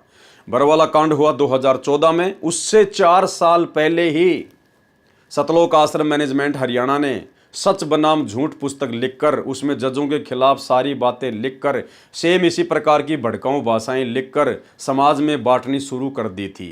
यानी जजों ने भी कितनी सहनशीलता दिखाई भाई और बहनों, ये भी आप जी सोचना। कहावत है कि रोजे माफ कराने गए, नमाज और गले डाल दी। भैया तुम कुकर्म ही ऐसे करते हो, तुम लोग ये कर्म ही ऐसे कर रहे हो भगत होने के बावजूद, अपने गुरु को परमात्मा ना मानकर, गुरु पर विश्वास ना करके, अपनी ही मनमानियां करते हुए जो कुकर्म तुम कर रहे थे, तो तुम्हारे साथ में ऐसा ही होना था। कहावत है कि रोजे माफ कराने गए, नमाज और गले में डाल दी। संत रामपाल जी महाराज ने पंजाब व हरियाणा हाई कोर्ट में सुरक्षा की अर्जी लगाई। सतगुरु रामपाल जी भगवान ने कोई सुरक्षा की अर्जी नहीं लगाई। ये सर्वशक्तिमान परमात्मा समर्थ है, इनको किसी की सुरक्षा की आवश्यकता नहीं है। ये अर्जी इसी राष्ट्रीय समाज सेवा समिति ने लगाई, इन्हीं बड़े बड़े परम भक्तों ने लगाई, और नाम ठोक दिया जाता है हर बात के पीछे सतगुरु रामपाल जी का। संत रामपाल जी महाराज ने पंजाब व हरियाणा हाईकोर्ट में सुरक्षा की अर्जी लगाई। माननीय हाईकोर्ट ने परिस्थितियों को देखते हुए सुरक्षा देने का आदेश दिया। 2009 पारित किया। माननीय पंजाब व हरियाणा कोर्ट के आदेश के बावजूद हरियाणा सरकार ने कोई सुरक्षा नहीं दी। भाई सतगुरु जब चाहेगा वही होगा, तुम्हारे करने से कुछ नहीं होगा। संत रामपाल जी महाराज ने माननीय पंजाब व हरियाणा हाई कोर्ट में हरियाणा सरकार के विरुद्ध कोर्ट की अवमानना का केस डाला। ये सतगुरु रामपाल जी भगवान ने नहीं डाला, इसी राष्ट्रीय समाज सेवा समिति ने डाला। सतगुरु यहाँ पर किसी पर मुकदमे करने नहीं आता। अगर सतगुरु मुकदमा करेगा तो उनके भगत क्या करेंगे? अरे हम तो अपने सतगुरु से सीखेंगे ना। अगर सतगुरु ही अवमानना का मुकदमा डालेगा अपनी तरफ से तो हम भगत क्या करेंगे भाई? अरे मालिक कहते हैं जो तो को काटा बोवे वाको बोतु फूल। तो सतगुरु कभी किसी पे अवमानना का या किसी अन्य प्रकार का मुकदमा नहीं डालता है। मुकदमा डालने वाले यही लोग थे, नाम सतगुरु रामपाल जी का। माननीय भ्रष्ट जज श्री हेमंत गुप्ता ने सरकार को तो कोई नोटिस तक नहीं किया, उल्टा संत रामपाल जी महाराज को इसी अवमानना के केस के तहत नोटिस कर दिया कि प्रथम दृष्टा के रूप से संत रामपाल जी पर सच बनाम झूठ पुस्तक के कारण कोर्ट की अवमानना का मुकदमा बनता है। यानी जो पुस्तक राष्ट्रीय समाज सेवा समिति ने लिखी जजों के खिलाफ और भड़काया जजों को, जब जजों ने उस पुस्तक को पढ़ा और एक्शन लिया तो वो मुकदमा भी संत रामपाल जी पे लगा दिया अवमानना का। ये होती है मनमानियाँ, चेला करे कांड और भुगते गुरु। ये पुस्तक लिखी राष्ट्रीय समाज सेवा समिति ने, बसंत सैनी का ऊपर नाम लिख दिया गया और जजों के खिलाफ अनर्गल बातें लिख दी गई। अब जज तो यही समझेगा कि भैया संत रामपाल जी ने लिखी होंगी, वरना उनके भगत अपनी तरफ से क्यों लिखेंगे। और अवमानना का मुकदमा संत रामपाल जी के ऊपर ठोक दिया गया। उसके बाद संत रामपाल जी ने क्या जवाब दिया? संत रामपाल जी पर सच बनाम झूठ पुस्तक के कारण कोर्ट की अवमानना का मुकदमा बनता है। कारण बताओ नोटिस संत रामपाल जी महाराज जी के नाम जारी कर दिया गया। अब गुरुजी ने क्या जवाब दिया? संत रामपाल जी महाराज ने शपथ पत्र में लिख दिया कि इस पुस्तक में मेरा कोई लेना देना नहीं है। भाई सतगुरु झूठ नहीं बोलेगा ना, इतना तो हमें यकीन है, चाहे दुनिया इधर से उधर हो जाए, सतगुरु झूठ नहीं बोलेगा। ये सतवादी परमात्मा है। हम रोज संध्या आरती में पढ़ते हैं, सतवादी के चरणों की मैं सिर पर डारूं धूर, 84 निश्चय मिटे पहुंचूं तख्त हुजूर। इसके हर नाम के पहले सत लगता है, सत साहिब, सतलोक, सतवादी परमात्मा, सत्य पुरुष। ये परमेश्वर कभी झूठ नहीं बोलता। तो गुरुदेव ने स्पष्ट कह दिया अपना शपथ पत्र देते हुए कि मेरा इस पुस्तक से कोई लेना देना नहीं है। अर्थात फिर ये मनमानियां कौन कर रहा था? आश्रम मैनेजमेंट, गुरुजी का परिवार, गुरुजी का भाई। संत रामपाल जी महाराज ने शपथ पत्र में लिख दिया कि इस पुस्तक में मेरा कोई लेना देना नहीं है। ये तो लेखक बसंत दास ही सही बता सकता है। भगत बसंत दास को हाईकोर्ट ने नोटिस दिया। उसमें भगत बसंत दास ने कहा कि यह पुस्तक मैंने अन्य लाखों भक्तों के सहयोग से लिखी। अब जैसे ही बसंत सैनी के नाम पे नोटिस आया, उसको जवाब देने के लिए कहा गया, तो उसकी भी हवा निकल गई बसंत दास की, और कहने लगा ये पुस्तक मैंने अकेले ने नहीं लिखी, ये तो लाखों भक्तों के सहयोग से लिखी है। अरे लाखों भक्तों ने पेन चलाए थे क्या नालायको? देखो मनमानियों का नतीजा भाई और बहनों फिर ये होता है। उसमें भगत बसंत दास ने कहा कि यह पुस्तक मैंने अन्य लाखों भक्तों के सहयोग से लिखी है। तब संत रामपाल जी महाराज को उस झूठे मुकदमे से राहत मिली।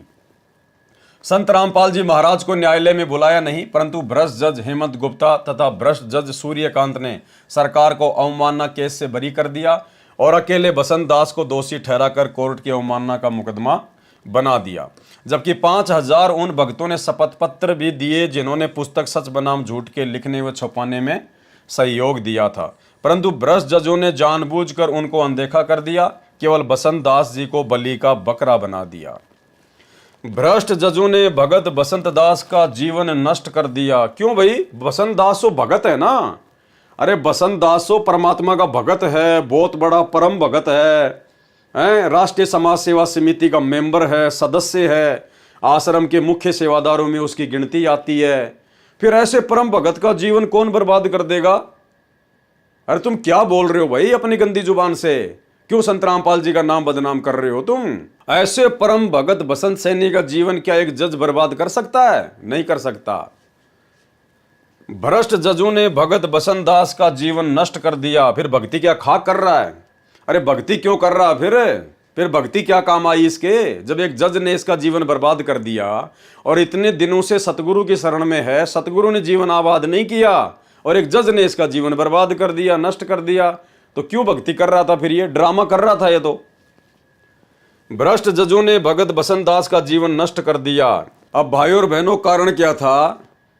पहले तो राष्ट्रीय समाज सेवा समिति वालों ने वो पुस्तक लिखकर सच बनाम झूठ और बसंत दास का नाम उस पुस्तक के ऊपर लिखकर उसमें गुब्बारे की तरह हवा भर दी। बसंत दास फूल गया कि लेखक के रूप में मेरा नाम लिख दिया गया। उसको आगे का नहीं पता था, क्योंकि आगे इनकी बुद्धि भैंस की तरह काम नहीं करती है। और बाद में जब Punjab and Haryana high court के जज ने उसके ऊपर एक्शन लिया और मुकदमा किया, तो बसंत दास की सारी हवा निकल गई कि यार ये तो मैं अकेला फंस गया और तो किसी का नाम ही नहीं आया, मेरे अकेले के ऊपर ही मुकदमा डाल दिया गया। तो भाई साहब के दिमाग के स्क्रू ढीले हो गए, पागल हो गया, मेंटल हो गया, मेंटल। ये सारनामी गुरुजी का परम भगत पागल हो गया। देखिए, जब बसंत दास को पता चला कि तुझे अकेले को मुकदमा नंबर 22/2011 में फंसा दिया, अन्य को छोड़ दिया, तो उसके दिल को ऐसा झटका लगा कि उसका मानसिक संतुलन बिगड़ गया, अनबोल हो गया, यानी बोला नहीं गया उससे, मुंह के ताला लग गया उसका मानसिक संतुलन गड़बड़ा गया कि तेरे को तो अकेले को फंसा दिया, अगर 10-20 और फंसते तो ठीक था, लेकिन तू तो अकेला फंस गया। उसका मानसिक संतुलन बिगड़ गया, अनबोल हो गया, यानी बोला नहीं गया उससे कई दिन तक। रस्सा उठाकर गले में डालकर पंखे पर लटक कर आत्महत्या करने का प्रयास करने लगा। अब ये हैं सारनामियों के लक्षण। देखते जाओ भाई और बहनों आप। अरे क्या ज्ञान सीखा इन्होंने गुरुदेव भगवान से, इस परमेश्वर की इतने दिनों तक इतने नजदीक रहकर क्या संगति की, क्या लाभ उठाया। एक छोटे से झटके के कारण, एक छोटी सी बात के कारण। अरे तुम तो संघर्ष कर रहे थे ना, तुम तो सत्य के साथी हो ना। तुम लोगों ने तो कसम खाई थी कि गर्दन कटवा लेंगे, सीने पे गोलियां खा लेंगे, लेकिन हम पीछे नहीं हटेंगे, संघर्ष करेंगे, देश से भ्रष्टाचार को खत्म करेंगे। बस निकल गई सारी हवा। एक जज ने एक्शन लिया थोड़ा सा, इसका दिमाग हिल गया, मानसिक संतुलन गड़बड़ा गया और क्या करने लगा? पंखे में रस्सी डालकर फांसी लगाकर आत्महत्या करने का प्रयास करने लगा। ये सारनामियों के लक्षण है भाई और बहनों। देख लो आप इन आश्रमों में जा जाकर जिन लोगों की कुसंगति कर रहे हो ना, ये उनका आचरण है। ये वही बसंत सैनी है, गांव गांधरा, जिला रोहतक, हरियाणा वाला, जो धनाना आश्रम में सार शब्द की परीक्षा लेता है, जो आप लोगों को सार शब्द देता है। ये वही बसंत सैनी है जो पंखे से लटक कर आत्महत्या करने का प्रयास कर रहा था उस समय। फिर क्या ज्ञान समझा इसने? क्या इसको अपने गुरुदेव भगवान पर विश्वास है? भाई और बहनों, परमात्मा तो कहते हैं कि आत्महत्या करने वाला तो कायर होता है, कायर। मालिक कहते हैं नर नारायण दे पाए कर, और फिर तू फिर 84 जाई। अरे आत्महत्या करके ये परमात्मा जैसा शरीर प्राप्त करके नालायक, फिर तू गधा बनना चाहता है, 84 में जाना चाहता है। ज्ञान क्या हुआ तेरे को? तो ये देख लो परम भगतों के लक्षण, परम भगतों का ज्ञान है। ये परमात्मा की विशेष दया है जो ये पुस्तक आपके सामने पढ़ाई जा रही है, दिखाई जा रही है आपको, ताकि आप इन लोगों की कुसंगति से बचें। इनको तो ब्रह्मा विष्णु महेश के माता पिता के अलावा भाई और बहनों कुछ भी पता नहीं है। ये दुखी आत्माएं थी, परमात्मा की शरण में आते इनको सौ सुख मिल गए, ज्ञान से कोसों दूर रहे, अपनी मान बढ़ाई में आ गए, मनमानियां करने लगे, परमात्मा के आशीर्वाद से दूर हो गए, और अंत में फिर यही होगा इनके साथ। और क्या होगा? अरे भक्ति मार्ग पर हम भगत बनने के लिए जुड़े, अपने आत्म कल्याण के लिए जुड़े। देश दुनिया को सुधारने का ठेका हमारा नहीं है। अगर हम भगतों ने देश दुनिया सुधार दी, पहली बात तो आप और हमारी कोई औकात नहीं, कोई हमारा वजूद नहीं। और यदि हम लोगों ने ही देश दुनिया सुधार दी अपनी तरफ से कार्य करके, जिस प्रकार ये राष्ट्रीय समाज सेवा समिति ने ठेका ले रखा था भ्रष्टाचार मुक्त भारत बनाने का, अगर हम भक्तों ने ही अगर देश दुनिया सुधार दी, तो सतलोक से आए हुए इस परमात्मा को कौन परमात्मा मानेगा? फिर तो हम ना परमात्मा बन जाएंगे भगती। तो भाई और बहनों, समर्थ का काम उसी को साजे और करे तो मूर्ख बाजे। अचिंत ने जो गलती की थी सृष्टि रचना के समय, उससे भी बड़ी गलतियां यहां सतलोक आश्रम मैनेजमेंट हरियाणा ने की हैं, कर चुके हैं। अब सोचिए इनको क्या खामियाजा भुगतना पड़ेगा, क्या परिणाम भोगने पड़ेंगे इन लोगों को आने वाले समय में।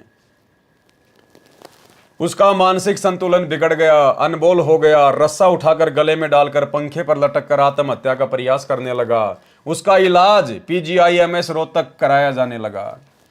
यानी वो इतना डिस्टर्ब हो गया, इतना पागल हो गया कि रोहतक की PGIMS हॉस्पिटल में उसको एडमिट करवाया गया और उसका इलाज चल रहा है। ऐसे पागल व्यक्ति से ये लाखों की संगत धनाना आश्रम में जाकर और शार शब्द ले रही है। यानी उस पागल ने सबको पागल बना दिया।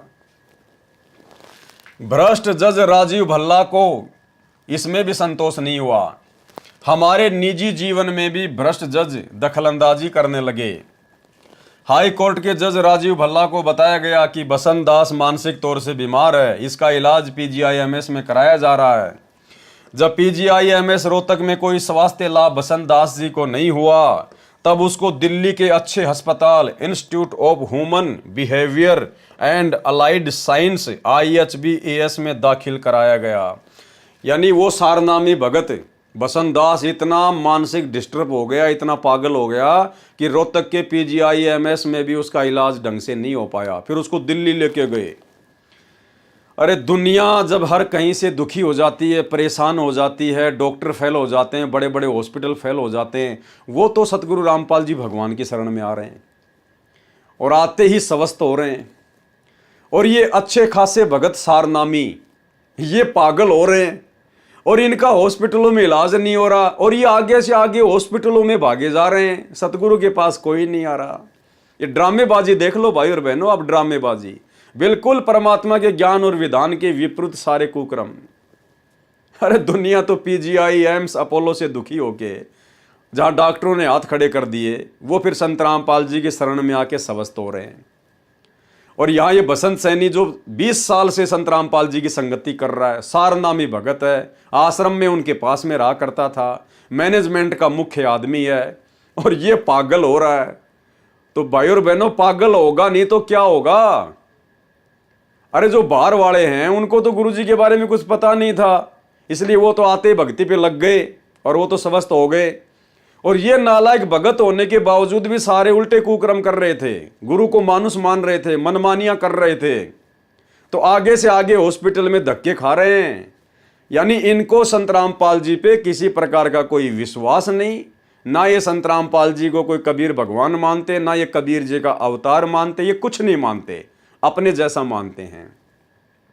नहीं तो इस पागल आदमी को हॉस्पिटल में जाने की जरूरत क्या थी, अपने गुरुजी के चरणों में गिर जाता। अरे यदि गुरुजी के अनुसार ये पुस्तक लिखी जा रही है, गुरुजी के अनुसार ही जजों को भड़काया जा रहा है, और सारा का सारा काम यदि ये मैनेजमेंट गुरुजी के अनुसार ही कर रहा था, उनकी आज्ञा में रह के कर रहा था, तो अपनी ऐसी आज्ञाकारी आत्मा को गुरुजी पागल थोड़ी ना होने देंगे। फिर भगवान क्या काम आया। फिर भाई एक तरफ तो तुम गुरुजी की आज्ञा में रह के सारा काम कर रहे थे बरवाला कांड में, फिर गुरुजी अपनी ऐसी प्यारी प्यारी आत्माओं को पागल थोड़ी होने देंगे। गुरुजी तो तुरंत आशीर्वाद देकर, ले बेटा हो जा स्वस्थ, जाके संघर्ष कर। लेकिन गुरुजी की तरफ से कोई आशीर्वाद नहीं, कोई लाभ नहीं। क्यों? क्योंकि गुरु मानुष कर जानते, वो नर कहीं अंध, ओवे दुखी संसार में आ गए यम के फंद। ये हाल है भाई और बहनों। आप किन कुपात्रों की कुसंगति कर रहे हो? गुरुदेव का आशीर्वाद जिनके आसपास भी नहीं है। संभल जाओ, सुधर जाओ, साथ संगति से जुड़ जाओ, नहीं तो जीवन नरक बनेगा, नरक। जहां उसके स्वास्थ्य में सुधार होने लगा, दिनांक 4/8/2014 को हाईकोर्ट में बसंत दास की पेशी थी। बसंत दास के भाई सुरेंद्र जी न्यायालय में उपस्थित हुए तथा जज राजीव भल्ला जी को बताया कि बसंत दास को PGIMS रोहतक से लाभ नहीं हुआ, इसलिए उसको दिनांक 23/7/2014 को दिल्ली के प्रसिद्ध अस्पताल IHBAS में दिखाया गया है। हाई कोर्ट के माननीय जज श्री राजीव भल्ला जी ने सुरेंद्र को आदेश दिया कि बसंत दास को दिनांक 19/8/2014 को PGIMS में ही इलाज के लिए वापस लाओ। जज महोदय को बताया गया कि हम बसंत दास जी का IHBAS सरकारी अस्पताल में इलाज करा रहे हैं। जज राजीव भल्ला चिल्ला कर बोला कि तुम कोर्ट की आज्ञा का पालन नहीं करते हो, PGIMS रोहतक में ही दिखाओ। बसंत दास के भाई सुरेंद्र ने कहा कि हमने अपने भाई का जीवन देखना है। जज के सामने क्या कहा बसंत दास के भाई सुरेंद्र ने कि नहीं, हमने तो अपने भाई का जीवन देखना है, हम उसका इलाज दिल्ली में ही करवाएंगे। फिर जज ने ढंग से डांट मारी, फिर 2 मिनट में सरेंडर हो गया। बोला ठीक है साहब, ले आएंगे उनको। बसंत दास के भाई सुरेंद्र ने कहा कि हमने अपने भाई का जीवन देखना है। यह कहने के बाद तो जज राजीव भल्ला जी का पारा चढ़ गया। कहा कि तुम खुद जज बन गए हो, खुद ही वकील बन गए हो, मैं जो कहता हूं वही करो। उसके बाद में फिर क्या किया सुरेंद्र जी ने, भ्रष्ट जजों उर्फ जल्लादों के डर से, भाषा देखना आप इनकी भाई और बहनों, भ्रष्ट जजों उर्फ जल्लादों के डर से कोर्ट के आदेश अनुसार बसंत जी को दिनांक 19/8/2014 को PGIMS रोहतक अस्पताल में ले जाया गया। डांट पड़ते ही ले आए वापस उसको वहीं रोहतक में। डॉक्टर ने कोर्ट का आदेश देखकर बसंत जी को दाखिल कर लिया। दिनांक 19/8/2014 से दिनांक 28/8/2014 तक बसंत की स्थिति अधिक बिगड़ गई। वह दिनांक 28/8/2014 को PGIMS रोहतक से अचानक चला गया। उसको खोजा जा रहा है। भाग गया पागल होके। देख लो भाई बहनों, मतलब कॉमेडी भी कर रहे हैं साथ साथ में ये लोग। वो बसंत सैनी फिर इतना पागल हो गया, ये कह रहे हैं मैनेजमेंट वाले कि रोहतक मेंटल हॉस्पिटल से भाग गया। कह रहे हम उसको ढूंढ रहे हैं, वो मिल नहीं रहा। अरे ऐसे पागल व्यक्ति से आप लोगों ने धनाना आश्रम में सार शब्द ले लिया। अरे क्या बनेगी आप लोगों के साथ में। यदि बसंत दास को कुछ हो गया तो जल्लाद उर्फ जज राजीव भल्ला जिम्मेदार होगा। जज क्यों जिम्मेदार होगा भाई, कुकर्म करो तुम। भ्रष्ट जज जानबूझकर सत्ते से आंखें बंद किए हुए हैं। जज सुशील कुमार के जल्लाद कर्म देखते जाओ भाई और बहनों। जज की पोजीशन क्या होती है और जल्लाद की पोजीशन क्या होती है। जब आप इस प्रकार की भाषा एक भगत होने के बावजूद यूज करोगे तो जजों का पारा नहीं चढ़ेगा तो और क्या होगा। सुशील कुमार गुप्ता सेशन जज रोहतक का बोया बीज है। झूठा मुकदमा 12/2014 बना। कृपया पढ़ें उस पत्र की फोटोकॉपी जो माननीय राष्ट्रपति जी तथा मुख्य न्यायाधीश पंजाब तथा हरियाणा हाईकोर्ट चंडीगढ़ को दिनांक 23/4/2014 को लिखा था। इसकी एक कॉपी सेशन जज रोहतक को भी भेजी थी, जिस पर आज दिनांक 25/10/2014 तक कोई कार्रवाई नहीं हुई। RTI से जानकारी प्राप्त की तो लिख दिया कि कार्रवाई चल रही है। अधिक जानकारी पृष्ठ 27 पर पढ़ें। भ्रष्ट जज सविता कुमारी JMIC रोहतक कोर्ट के जल्लाद कर्म। जज सविता कुमारी जी ने 2 मई 2013 को रोहतक कोर्ट में हमारे मुकदमा नंबर 192/2006 की पहली तारीख लगाई। अप्रैल 2014 तक लंबी लंबी तारीख दिया करती थी। जब से इसकी शिकायत की है तब से इसने छोटी छोटी तारीखें देकर अपना प्रतिशोध लेना प्रारंभ कर दिया। यानी जो कुबद है इन्होंने खुद शुरू की। पहले वो लंबी लंबी तारीखें दिया करती थी, कोई दिक्कत नहीं थी, लेकिन इन्होंने सच बनाम झूठ में उस जज के खिलाफ, सविता के खिलाफ भी ऐसी ऐसी बातें लिखना शुरू कर दी। और जब उसने पुस्तक पढ़ी तो उसने छोटी छोटी तारीखें देना शुरू कर दी। तो बताओ भाई साहब, जजों को ये कार्य करने के लिए भड़काया किसने, उकसाया किसने, और फिर उन्हीं को दोष दिया जा रहा है। अब देखते जाइए आप इनके कारनामे। भ्रष्ट जज सविता कुमारी JMIC रोहतक कोर्ट ने 10 लाख रुपए की रिश्वत मांगी थी, लेकिन इसका प्रमाण नहीं है भाई और बहनों, इसका प्रमाण नहीं है। अगर प्रमाण होता तो इस पुस्तक में ये लोग लिखते, लेकिन कोई प्रमाण नहीं है। और भैया आगे जो हाई कोर्ट है, सुप्रीम कोर्ट है, वो प्रमाण मांगता है। जिसके भ्रष्टाचार व अन्याय की शिकायत पंजाब व हरियाणा हाई कोर्ट के मुख्य न्यायाधीश को दिनांक 6/6/2014 को भेजी थी, परंतु आज दिनांक 25/10/2014 तक कोई कार्रवाई इस भ्रष्ट जज पर नहीं हुई, जिस कारण से ये बहन जज न रहकर चुड़ैल बन गई। देखो इनकी भाषा भाई और बहनों, भाषा देखिए आप इनकी।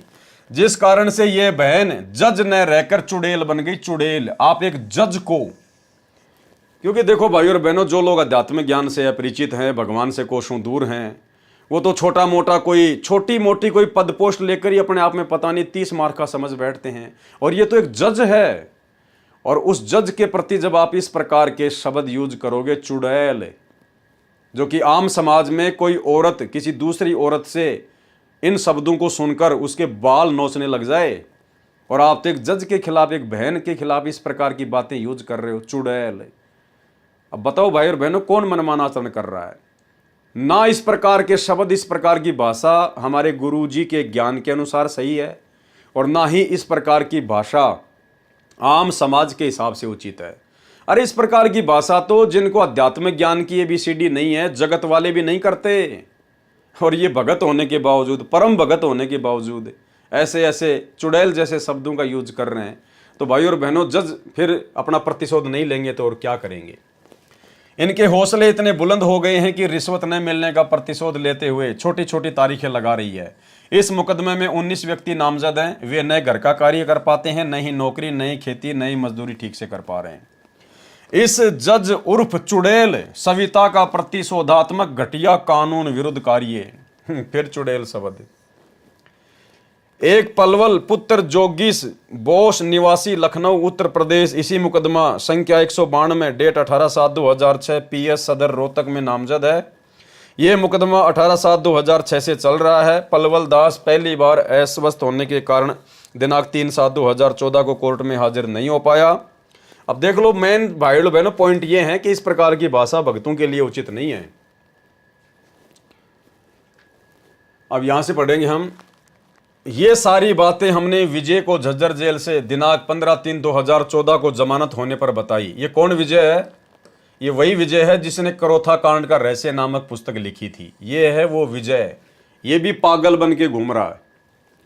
यह सारी बातें हमने विजय को झज्जर जेल से दिनांक 15/3/2014 को जमानत होने पर बताई, जो दिनांक 6/3/2014 से 15/3/2014 तक झज्जर जेल में अन्य केस में था। यह बात सुनकर विजय ज्यादा तनाव में आ गया, जिसको 30/3/2014 को पागल वार्ड PGIMS रोहतक में दाखिल करवाना पड़ा। ये सतगुरु रामपाल जी परमेश्वर जी के बड़े बड़े समझे जाने वाले परम भक्तों के आचरण हैं, उनके लक्षण हैं। पागल हो रहे सारे के सारे धीरे धीरे मनमान आचरण करेंगे, गुरु को मानुष मानेंगे, अपनी तरफ से अधिक व्यवस्था करेंगे तो और क्या होगा भाई और बहनों। आप और हमने शिक्षा लेनी है निकट भविष्य में। ये पुस्तक पढ़ के हम फालतू में समय बर्बाद नहीं कर रहे।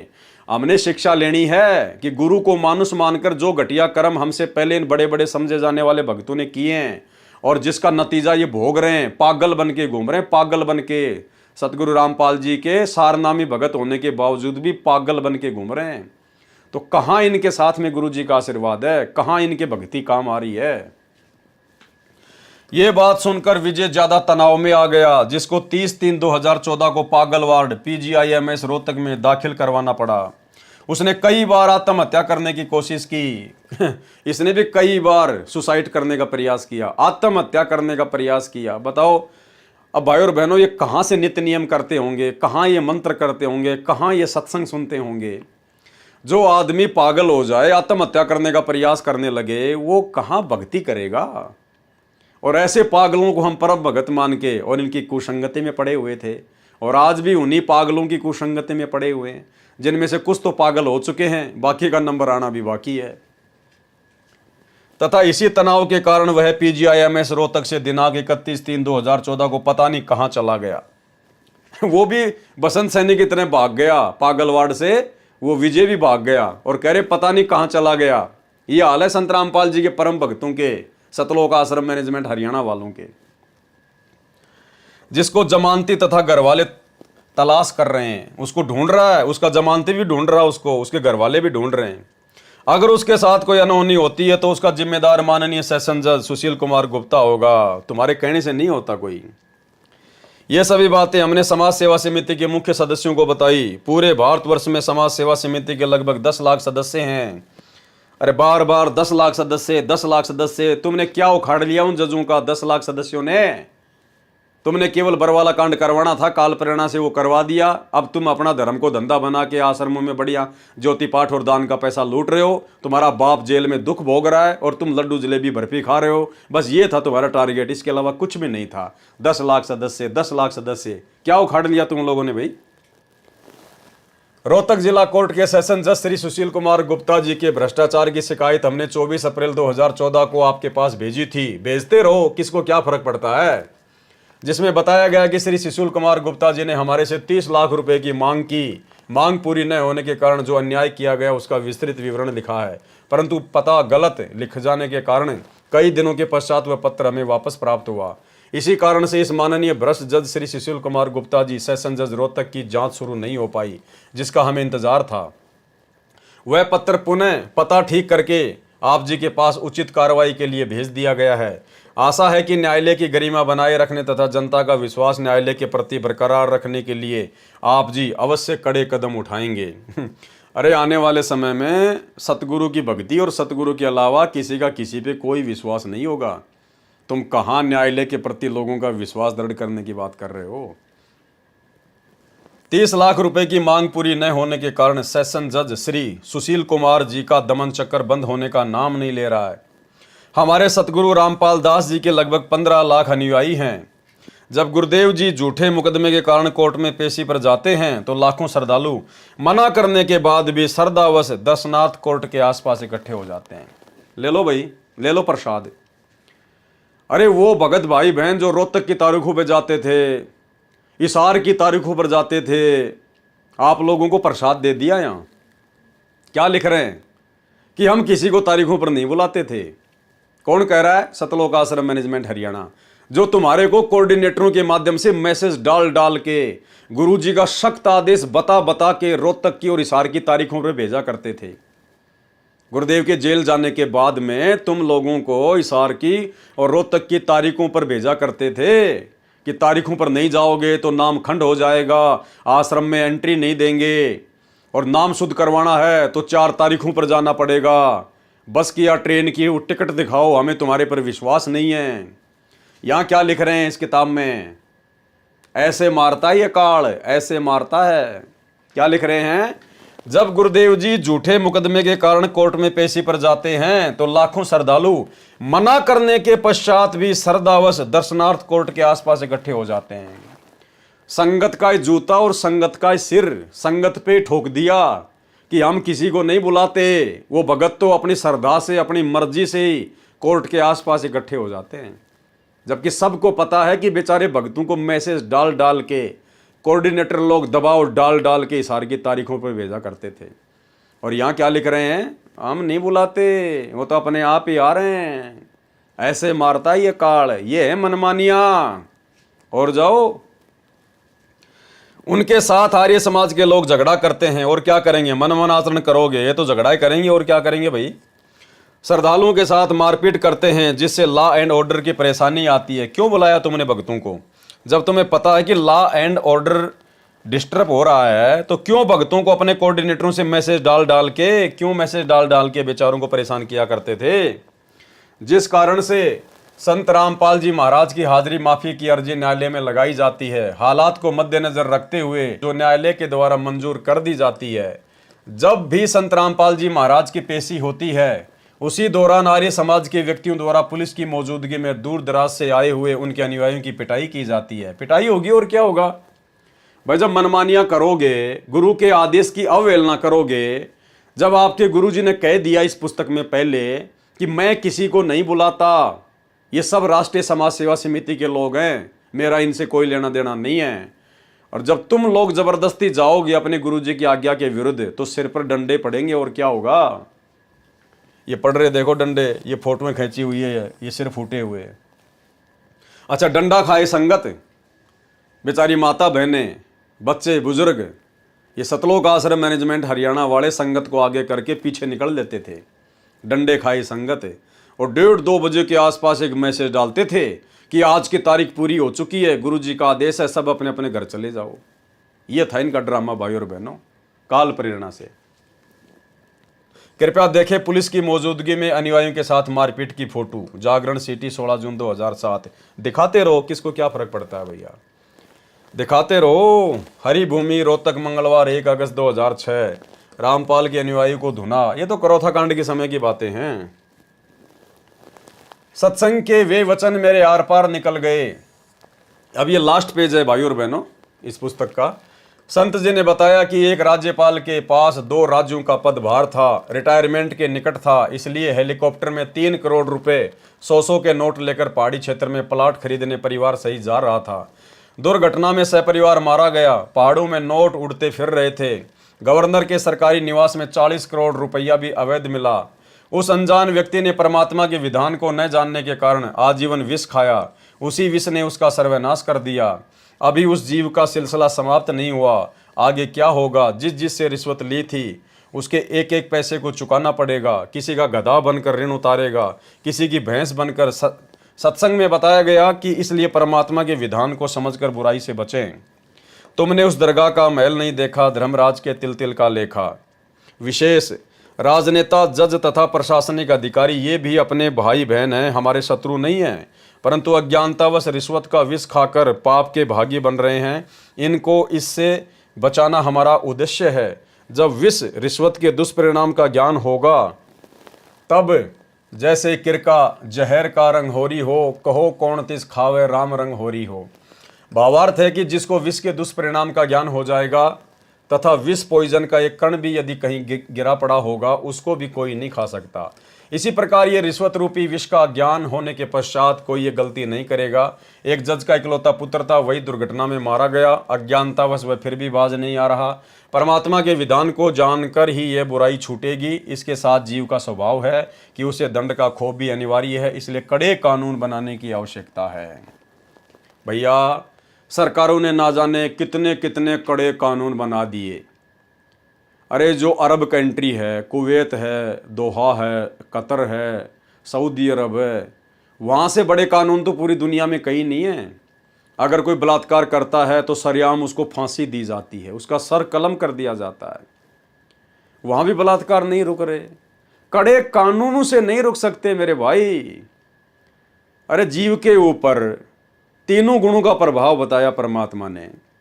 जब तुम्हारे शंकर भगवान काम वासना को नहीं रोक पाए, उनका तो कितना बड़ा कानून होगा। जब वो अपने आप को नहीं रोक पाए और मोहिनी के साथ में कुकर्म कर डाला, तो आम जीवों की क्या औकात है कि ये रजोगुण से प्रभावित होकर इस प्रकार के काम करने से बच जाएं। मान लीजिए कोई रजोगुण से बुरी तरह से प्रभावित है और उसने ठान लिया कि मुझे ये कुकर्म करना है, उसको उस समय वो कड़े कानून दिखाई नहीं देते, वो पुलिस, वो कोर्ट, वो जेल, मार पिटाई दिखाई नहीं देती, कुछ नहीं दिखाई देता। जब भगवान शंकर के ऊपर कामदेव का प्रभाव हुआ तो उस समय वो अपनी पत्नी को भी भूल गया, अपनी इज्जत को भी भूल गया, अपनी पोजीशन को भी भूल गया और मोहिनी के पीछे पीछे चल दिया काम वासना के वश होकर, और आगे चलकर बदनीयत से उसका हाथ पकड़ लिया। और श्री सुख सागर में साफ साफ लिखा हुआ है कि बाद में उसका वीर्य पतन हो गया। अब बताइए फिर यहाँ का 2 कौड़ी का जीव कैसे कड़े कड़े कानूनों से सावधान हो सकता है। ये तो परमात्मा के कानून से जीव सावधान होगा। जैसे आज उनके लाखों भगत इस तत्व ज्ञान को लेकर, अच्छे बुरे की जानकारी लेकर, कौन से कर्म करने से क्या होगा, कौन से कुकर्म करने से हानि होगी, इस परमेश्वर का भरपूर आशीर्वाद चाहिए, मर्यादा चाहिए और परमेश्वर का ज्ञान चाहिए। इनके ज्ञान से ये दुनिया सुधरेगी, संभलेगी। ये तीनों गुणों का प्रभाव कम होगा, जिससे जीव आने वाले समय में गलतियां करने से बचेगा। सरकारें ना जाने कितने कड़े कड़े कानून बना के परेशान हो चुकी है, फिर भी देश में आए दिन ये क्राइम, ये बलात्कार, चोरी, डकैतियाँ, भ्रष्टाचार, ये सारी बुराइयां बढ़ती क्यों जा रही है। भैया ये सरकारों की बस की बात नहीं है। राष्ट्रीय समाज सेवा समिति वालों, ये तो भगवान धरती पर आया इसलिए है कि अब ये सरकारों की बस की बात नहीं रही। थोड़े बहुत दिनों में 2028 से पहले पहले ये आपकी सरकारें हाथ खड़ी कर करके भागेंगी। जैसे बांग्लादेश के प्रधानमंत्री भाग के हिंदुस्तान में आ गई, अफगानिस्तान का राष्ट्रपति हामिद करजई भाग के कहीं और चला गया। ऐसे ही आने वाले समय में युग परिवर्तन का समय 2028, ये बड़े बड़े देशों के बड़े बड़े राजनेता जिनकी आज तूती बोलती है, ये हाथ खड़े कर करके ये अपनी जान बचाते फिरेंगे। इस काल के कानून से काल का सिस्टम नहीं सुधरता। ये परमेश्वर इस कलयुग में थोड़े समय के लिए सतयुग जैसा माहौल बनाएगा अपना संविधान लागू करके। जो संविधान आप और हम सभी के ऊपर लागू हो चुका है, ये परमात्मा के भक्ति नियम, परमात्मा का ज्ञान, और खाली ज्ञान से और भक्ति से भी कुछ नहीं होता। जब तक सतगुरु अपना आशीर्वाद ना बख्शे, जब तक सतगुरु अपनी तरफ से जीव को राहत ना दे, तब तक ये ज्ञानवान भी कुछ काम नहीं आता। ज्ञान तो देवताओं के राजा इंद्र को बहुत था, देवताओं की सभा में ज्ञान दिया करता था। दूसरे की माँ बहन को अपनी माँ बहन की दृष्टि से देखना चाहिए। जो व्यक्ति दूसरी स्त्री के साथ में ऐसा कर्म करता है उसको नरक भोगना पड़ता है। और फिर अपने ही गुरु की पत्नी अहिल्या के साथ में जाके मुंह काला करके आ गया। ज्ञान तो ब्रह्मा जी भी अपनी सभा में देवताओं को बैठा कर दिया करते थे। और जब उसकी खुद की बेटी सज धज के जो युवा थी जब सभा में आई तो काम वासना के अंदर इतना गिर गया, पीछे से जाकर बुरी नीयत से अपनी बेटी की बांध भर ली। तो भैया इस काल के ज्ञानवान से कुछ नहीं होना, ये तो परमात्मा का ज्ञान आगे चलकर इस दुनिया को सुधारेगा। इस दुनिया में शांति आएगी, तीनों गुणों का प्रभाव कम होगा, और जब तीनों गुणों का प्रभाव कम होगा तब ये हर प्रकार की बुराइयां मिटेंगी, हटेंगी। तो भाई और बहनों, ये बरवाला कांड के ऊपर हमारा लास्ट वीडियो था।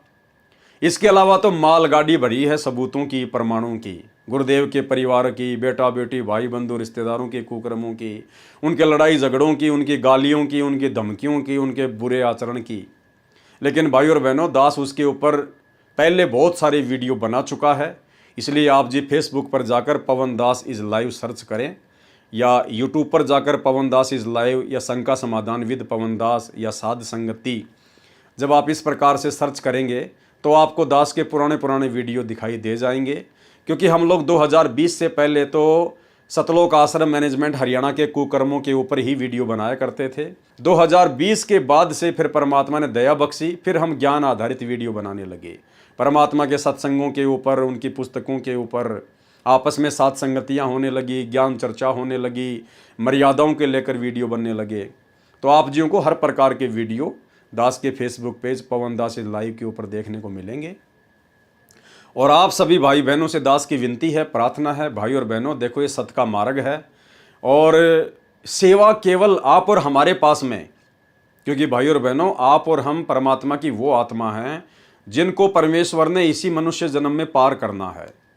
तो आने वाले समय में जब धरती पर सतगुरु रामपाल जी भगवान का साम्राज्य होगा, उनका राज होगा, तो भाई और बहनों हमें वो सेवा नहीं मिलेगी कि भाई वो वहाँ का देश संभालेगा, वो वहाँ का राज्य करेगा, वो ये व्यवस्था करेगा। नहीं, आप और हमें तो परमात्मा ने जो सेवा देनी है ये वर्तमान में दे रहे हैं।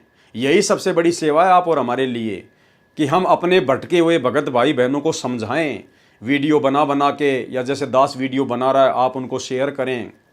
और आप जी अपने अपने यूट्यूब चैनल खोलें, बहुत आसान है, किसी से सीख लीजिए, आड़ोसी से, पड़ोसी से, किसी दुकान वाले से रिक्वेस्ट कीजिए, प्रार्थना कीजिए। सेवा के लिए तो हम प्रार्थना कर सकते हैं। आप यूट्यूब चैनल बनाना सीखिए, कैसे वीडियो डाउनलोड होती है, कैसे अपलोड होती है। आप ज़्यादा से ज़्यादा यूट्यूब चैनल बनाकर और ज़्यादा से ज़्यादा वीडियो शेयर करें। यही सेवा है, आगे आप और हमें सेवा नहीं मिलने वाली। आप और हमसे जो सेवा भगवान ने लेनी थी वो ले ली। जब तक गुरुजी नहीं आते हैं तब तक हम लोग सेवा ही तो कर रहे हैं परमात्मा की। ये भाई बहनों को समझा रहे हैं, भटकी हुई आत्माओं को समझा रहे हैं, जो काल के मुंह में जा रहे हैं सतलोक आश्रमों की कुसंगति करके। हम रात दिन वीडियो बना रहे हैं, साथ संगतियाँ कर रहे हैं, लाइव आ रहे हैं, ये सेवा ही तो है। तो आप और हमें आने वाले समय में फिर परमात्मा अन्य सेवाओं में नहीं फंसाएंगे, क्योंकि हमें तो भक्ति करनी है भाई और बहनों, यहाँ से पार होना है। हमने तो हाथ जोड़ लेने भगवान से कि परमात्मा दया बख्शो मेरे मालिक, इसी जन्म में यहाँ से निकालो। और जिसको इसी जन्म में परमात्मा ने निकालना होगा उसको परमात्मा देश दुनिया की सेवा में नहीं फंसाएगा। और ना हमारी इच्छा होनी चाहिए कि परमात्मा हमें कोई ऐसी सेवा दें। भाई और बहनों, भक्ति नहीं कर पाएंगे। मोक्ष सेवाओं से नहीं मिलेगा, मोक्ष बड़ा नाम होने से नहीं मिलेगा, मोक्ष किसी देश का राजा बन जाने से नहीं मिलेगा। मोक्ष मिलेगा मर्यादा में रहकर आजीवन श्रद्धा और भाव के साथ भक्ति करने से। और मोक्ष नहीं मिला तो चाहे तुम कितने राजा रह लो, फिर फायदा क्या फिर उसका? फिर इतना समय बर्बाद करने का भक्ति मार्ग पर फायदा क्या? तो आप और हमारी तो ये जरा भी इच्छा नहीं होनी चाहिए कि परमात्मा हमें इस प्रकार की सेवा दें, बल्कि मन में ये होना चाहिए कि परमात्मा दास को तो बस भक्ति के लिए फ्री छोड़ देना मेरे मालिक, और कुछ नहीं। जिसके भाग्य में होगी वो करेगा, हमने इस प्रपंच में नहीं फंसना है। तो भाई और बहनों, आप लोग ज़्यादा से ज़्यादा यूट्यूब चैनल बनाओ और ज़्यादा से ज़्यादा ये साथ संगति के वीडियो अपलोड करके और भाई बहनों तक पहुँचाओ। जो जो आपके संपर्क में हैं, फेसबुक पर डालो, यूट्यूब पर शेयर करो, व्हाट्सएप के ग्रुपों में शेयर करो, ताकि सभी भाई बहनों तक ये जानकारी पहुँचे और अपनी मर्यादा तोड़ने से बचें। और जिस प्रकार से सतगुरु रामपाल जी परमेश्वर जी ने अपने सत्सेवक बच्चों को वर्तमान में ज्ञान को आधार बनाकर, घर को आश्रम बनाकर और गुरु को ही परमात्मा बनाकर भक्ति पर लगा रखा है, यही आगे गुरुदेव भगवान के सतलोक जाने के बाद इसी प्रकार से पूरी दुनिया में भक्ति होगी। तो आप और हमारा सौभाग्य जो परमात्मा ने हमें उस प्रक्रिया में पहले से ही लगा रखा है। आज हमें अपने गुरुदेव के अलावा, उनके ज्ञान के अलावा, उनकी मर्यादाओं के अलावा किसी चीज़ की आवश्यकता नहीं है। तो जब किसी चीज़ की आवश्यकता होगी नहीं, सब कुछ गुरुदेव ने दे रखा है, खाली थोड़े से दिमाग की आवश्यकता है, फिर हमें क्यों किसी के चक्कर में पड़ना, क्यों किसी की कुसंगति में पड़ना, क्यों किसी के दबाव में आना, क्यों किसी के मनमाने आचरण का शिकार होना। तो भाई और बहनों, आप और हमारा परम सौभाग्य, जिस रास्ते पर ये संगत और ये दुनिया आने वाले समय में आएगी, उस रास्ते पर गुरुदेव भगवान ने हमें पिछले 8 वर्षों से लगा रखा है।